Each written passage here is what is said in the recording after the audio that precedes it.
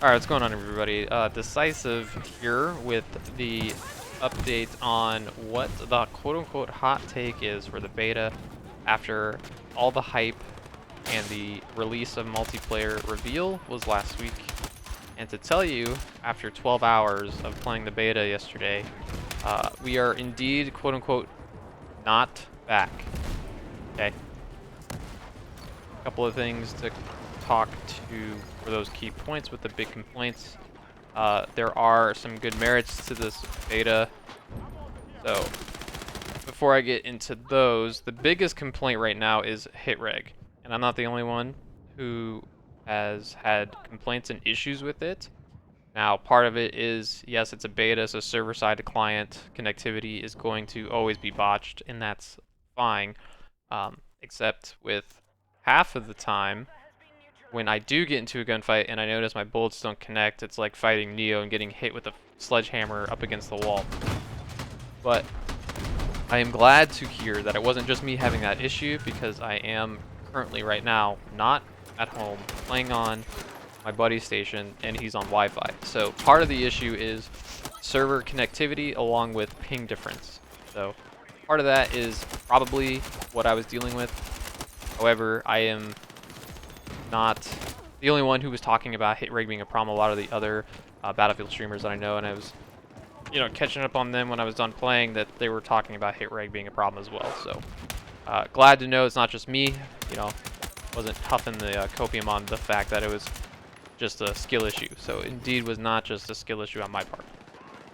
That's the biggest complaint for, connectivity wise for infantry play. The other big issue with infantry play is walking up along traversing any sort of rubble, rocks, tires, whatever, just yeets your reticle up into the air, and I'm talking like 6+ inches, and when you're pre-aiming an angle and getting into a gunfight and holding an angle, heglish, whatever it is, and then you move slightly to the left or the right when you're AD strafing and it throws you off, it's like, it's jarring, and it's a repositioning issue that shouldn't be there. It's not something you should be punished for, personally, in my opinion, but the argument there is, oh, it's just a skill issue. You can just move your mouse slightly down, left and right, this and that, whatever, right? Yeah.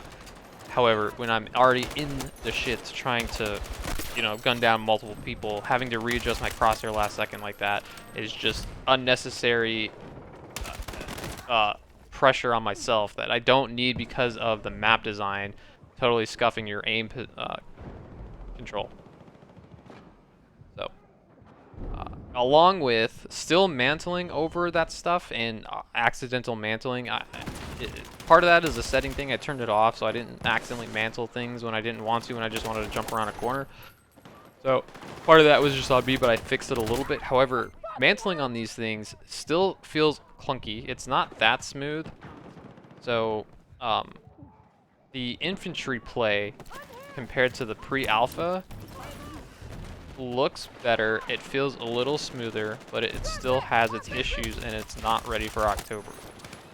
The game in general is not ready for October after what I just played for 12 hours, but it's a step in the right direction. Now, real quick on vehicles, they didn't get touched at all from the pre-alpha. Tanks are still glass cannons. The attack chopper it's just so abysmally slow. It feels like I'm turning a frigate, and the intent of vehicles feeling powerful and moving slower is probably the intent of the developers, and I'm all for it. But the attack chopper is so slow in every aspect, and it eats up so much of your screen in third person. It's kind of comical, but I don't need it to Ferrari fly around like a little bird does, and how it flew in 2042, because it was pretty snappy and it was quick and it felt good. But it doesn't need to be that fast. I'm only asking for a little bit of extra movement for the chopper. Just a little bit. Okay?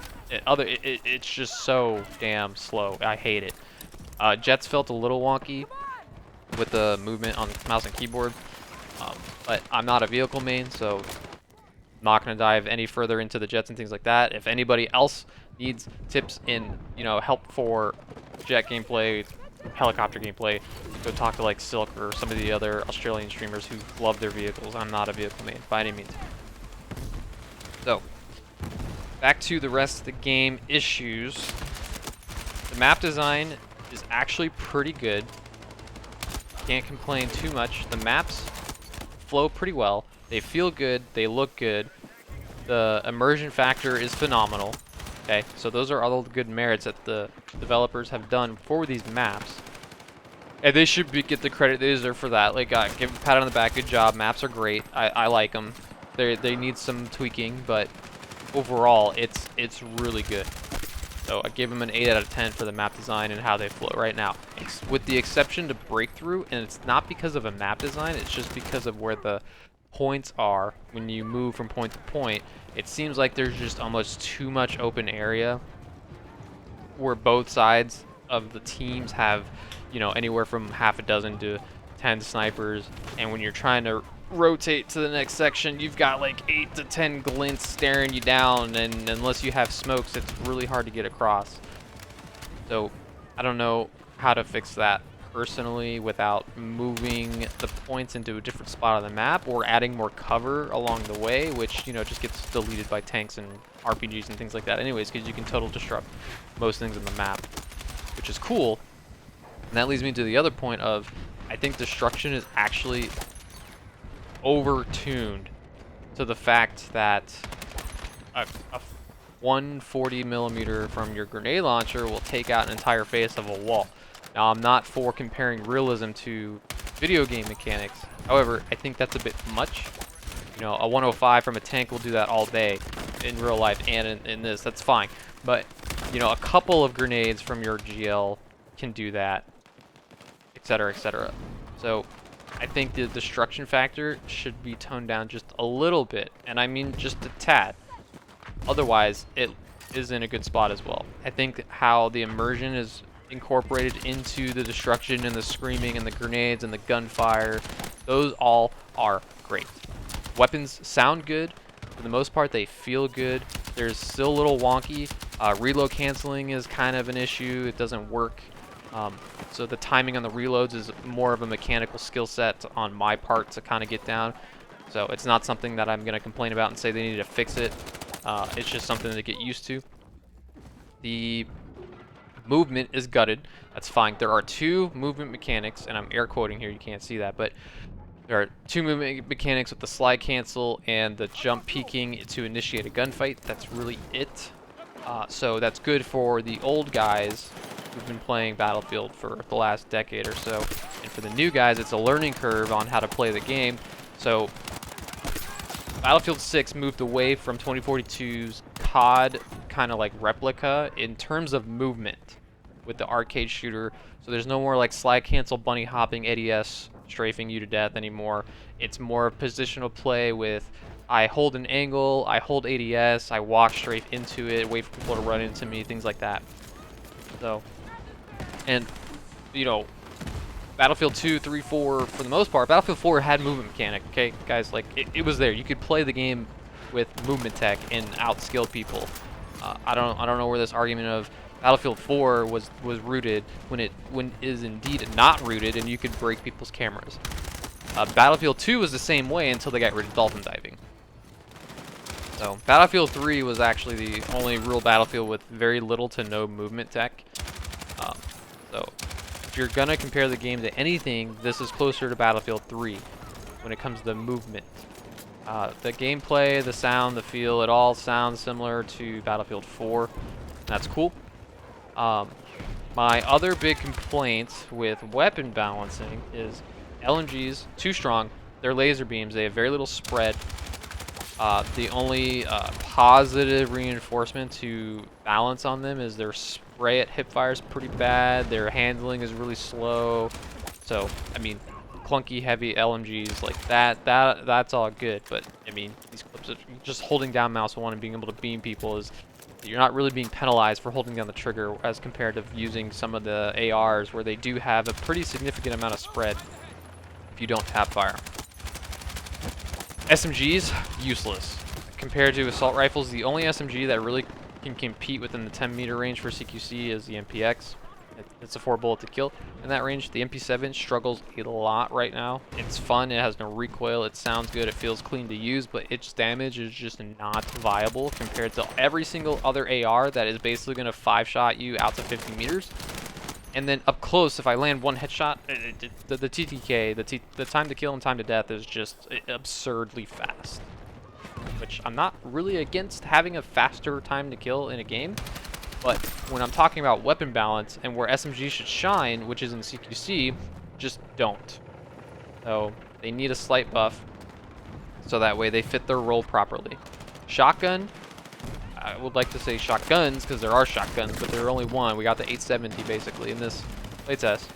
Is incredibly strong to the point where it's borderline broken, because it can one-shot you to 20 meters, which is, you know, not nearly as bad as the Flechettes in 2042 that were one-tapping it at the 30 meters, but the shotgun needs to be taken off weapon sling. If you're going to run a shotgun, it should solely be your primary, and you have a sidearm for your secondary. The fact that Assault has so much utility in their kit nowadays, and being able to run 2 primaries, is just too much of an advantage. And kind of hard to clear the room of an Assault player when I know they have to reload. I'm thinking, all right, I'm going to, you know, and take this fight, and he's going to jump around, and he should only have a pistol. And in reality, I jump peek into a shotgun, and I get deleted because I never saw that he had a shotgun to begin with. The readability on that's a little scuffed, but put the shotgun as a primary. Take it off the weapon sling. I'm not even saying nerf the shotguns. I'm just saying get rid of the fact that Assault can have it as a secondary primary. It's just awful. The other thing with Assault is giving them detection ability. So late game they get the UAV for their class perk. And I don't really agree with giving Assault detection abilities. That should be solely strapped to recon. But I'm glad and happy to see that the respawn beacon got moved to Assault. So all you camping nerd recon snipers who like to throw down the beacon and not help the team and respawn and die indefinitely with your respawn beacon getting taken and put to Assault, Crimea River, you get fatal headshots. You should be grateful that the devs gave you anything at all, which goes into my other spiel of detection, of having recon be the sole class that does detection and motion sensors, things like that. So I don't think Assault needs any sort of motion detector with a UAV call, or give us a commander role and let them do that. So I would like to see commanders come back to the game. I don't think it will, but it would be cool to see. So who knows what they'll do, but nice if you're hearing this, give us commanders back for the guys who like it. I thought commanders were cool back in the day, but that's just me. Now, overall, the beta is not good. Okay, the game is not in a good state. It's in a better state. The progress from June, from the pre-alpha to now, is not good. There's not enough fixes to make me comfortably say that I think the game is ready for October. This smells a lot like a BF4 rework, where the game is going to launch in October, and it's going to take about a year to polish and refine the game, which is what happened in Battlefield 4. And that's not horrible, but it shouldn't be acceptable either. We've kind of, as a consumer, accepted the fact that all these AAA developers just release unfinished games. Hell, even Killing Floor 3 is unfinished at launch, but it plays better than this beta.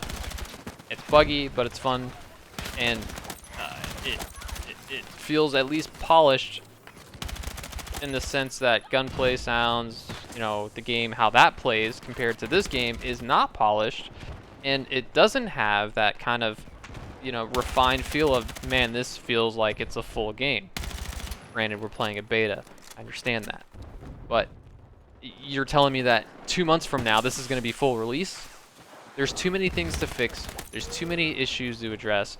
There are too many problems with the core mechanical play and feel of vehicles, specifically, and the infantry with weapon balancing, how it flows, how it feels, and where it should be. Is it close? I'd say it's pretty close, but we're not there, and I'm a little concerned that we're just not going to finish this in time, because the hype was quote-unquote so real. Everyone is so excited to get away from 2042 and be like, oh, well, the game is better than 2042. Yeah, I got DMs left and right about the game and the arguments of, well, it's better than 2042.